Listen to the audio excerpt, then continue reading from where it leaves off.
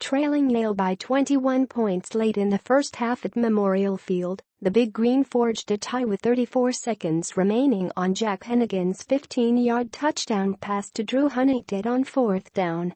David Smith booted the deciding extra point, and the hosts stranded the Bulldogs at midfield as time expired in a 28-27 final. "I just wanted to hug every guy out there and tell him I love him," said Hunnicutt, whose team performed before an announced crowd of 8,114. "Because of you doing your job, that's how we were able to overcome adversity and end up winning that game. The crowd was spectacular, and we feed off its energy." Dartmouth players gathered for a raucous, post-game rendition of the school's alma mater, then celebrated as if they'd won their second Ancient 8 title in 3 years. Defensive tackle Charlie Pontarelli and tight end Joseph Cook climbed the 10-foot face of the stadium's west stands and perched on its brim, surrounded by delirious students and former football players back for homecoming. "I'll take as many of these as we can get," Dartmouth coach Buddy Tibbins said. "At halftime, I said the first thing we've got to beat is frustration." The result, which moved Dartmouth to 4-0 overall and 2-0 in Ivy League play, was the Big Green's third dramatic triumph in as many weeks. Holy Cross fell in overtime on September 23, followed by a last-second defeat of two-time defending league champion Pennsylvania on the road. Up next is the non-conference finale at Sacred Heart, 2-3. Adding to the improbability of Saturday's accomplishment was the absence of two of Dartmouth's top players, receiver Hunter Hagdorn and defensive tackle Jackson Perry. The former re-injured an ankle in the first half, and the latter went out with a leg injury after intermission. Receiver Charles Mack and cornerback Jarius Brown also exited in pain and did not return. "The Mimsat is next guy up," said Isaiah Swan, who replaced Brown, and whose 47-yard interception return for a touchdown 2 minutes before halftime was pivotal. "We have a lot of depth on this team, so the next guy comes in, and we keep on rolling." That depth may be what separates this Dartmouth squad from others in the past decade. Some of those teams featured brighter stars than anyone on the current roster, but financial and facilities upgrades and a share of the 2015 Ivy League title have attracted numerous prime recruits.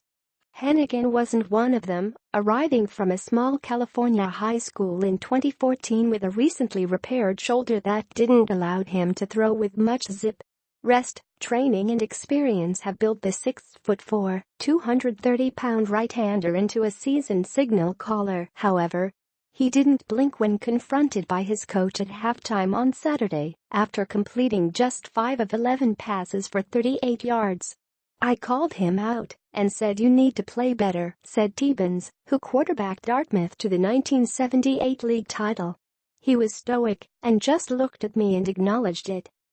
He's kind of unflappable and solid, and he put the ball in there on a lot of tight throws when we needed it."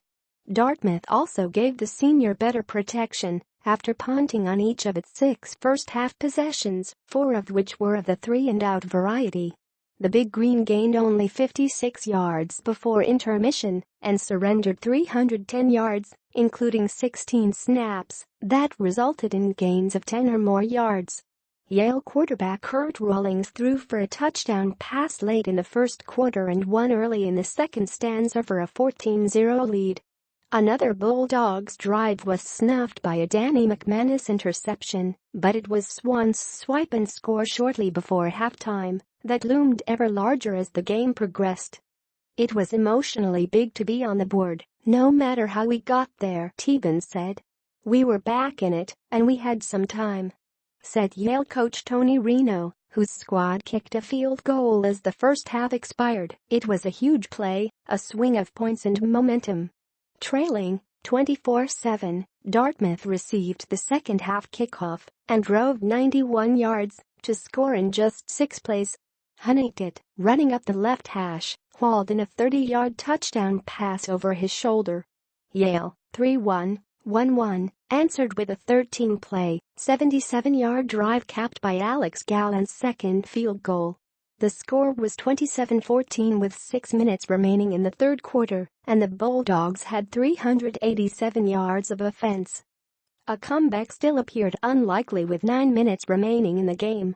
Dartmouth's last 2 possessions had ended with fourth down stops, and sophomore quarterback Jared Gerbino, last week's running hero in the Penn win, wasn't a significant factor.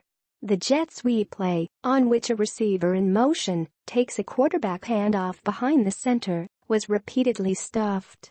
With 6 minutes remaining, however, Dartmouth drove 90 yards in just 5 plays, as Dylan Miller caught a 40-yard touchdown pass from Heneghan and cut Yale's lead to 27-21.